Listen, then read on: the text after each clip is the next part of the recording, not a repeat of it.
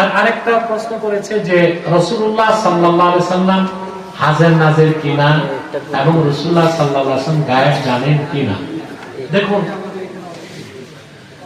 আমাদের দেশে আমরা বিভিন্ন বিষয়ে ঝগড়াঝাটি করি, তাহলে আমরা যদি নিজেরা কাছাকাছি বসতাম তাহলে আমার মনে হয় ঝগড়াটা কমে যেত, ঠিক না? আল্লাহর হাবিব সাল্লাল্লাহু আলাইহি ওয়াসাল্লাম হাজের নাজের এই কথাটা আমরা বলি না, কারণ এটা আল্লাহর হাবিবের শানের খেলাফ। কথা বুঝতে পারছেন?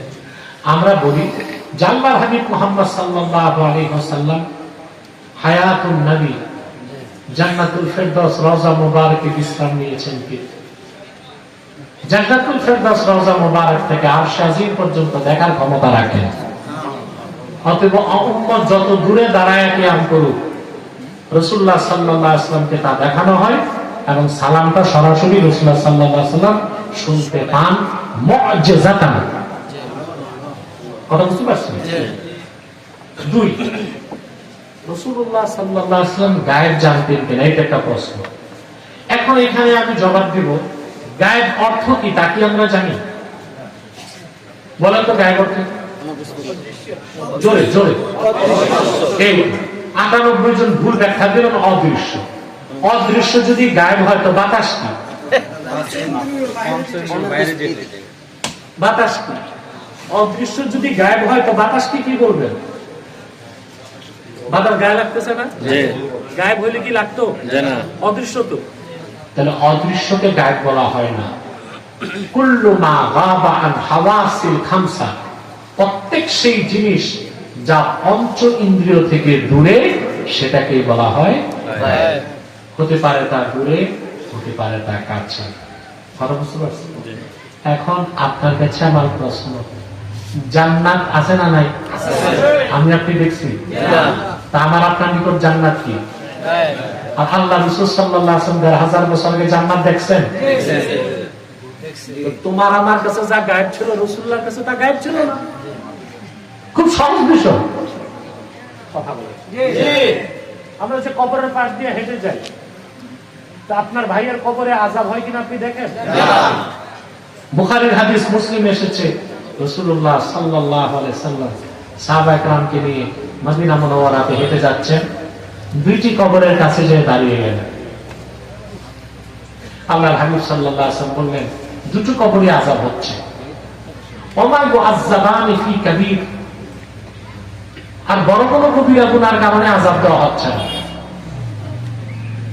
ফাম্মা আহাদুহুমা ফাকানা ইয়ামশি বিন নামিমা, একজন চগলখুরি করতো, এই জন্য আযাব দেওয়া হচ্ছে। আর একজন পেশাব থেকে ভালো করে পরহেজ করতো, এই জন্য আযাব দেওয়া হচ্ছে।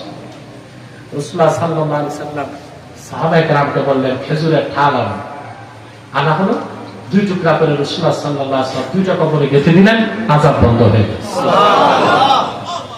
কিন্তু আল্লাহ রাসূল সাল্লাল্লাহু আলাইহি ওয়াসাল্লামের সাথে আবু বকর, ওমর, উসমান, আলী কোন সাহাবীকে দেখছিলেন? তাহলে কবরটা সাহাবায়ে কেরামের কাছে ছিল গায়েব, আমাদের কাছেও গায়েব, রাসূলুল্লাহর কাছে গায়েব ছিল না। কথা বলা তো বিষয়টা কি? বিষয়টা হচ্ছে তোমার আমার নিকট যেটা গায়েব, আল্লাহর হাবিব মুহাম্মদ সাল্লাল্লাহু আলাইহি ওয়াসাল্লামের নিকট সেটা গায়েব ছিল না। মুহাম্মদ সাল্লাল্লাহু আলাইহি ওয়াসাল্লামের নিকট যেটা গায়েব ছিল, আল্লাহর কাছে সেটা গায়েব ছিল না। এখন কেউ যদি বলে রাসূলুল্লাহ সাল্লাল্লাহু আলাইহি ওয়াসাল্লাম গায়েব জানতেন না, তার বলার উদ্দেশ্য যদি হয় আমরা যে রকম জানি না ওই রকম তিনিও জানতেন না, তাহলে ওই ব্যক্তি কাফের হয়ে যাবে। আর কেউ যদি বলে রাসূলুল্লাহ সাল্লাল্লাহু আলাইহি ওয়াসাল্লাম গায়েব জানতেন, তার বলার উদ্দেশ্য যদি হয় এটা আল্লাহ যে রকম জানেন ওই রকম জানতেন, সে মুশরিক হয়ে যাবে।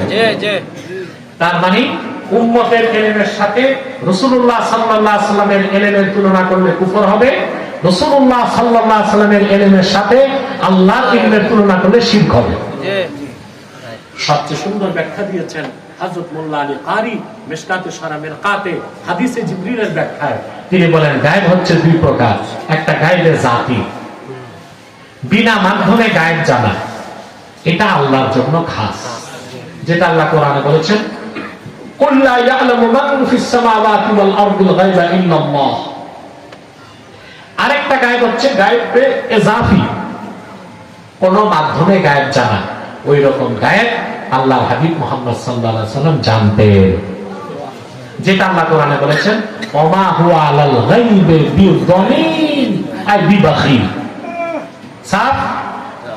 জি জি ইনশাআল্লাহ।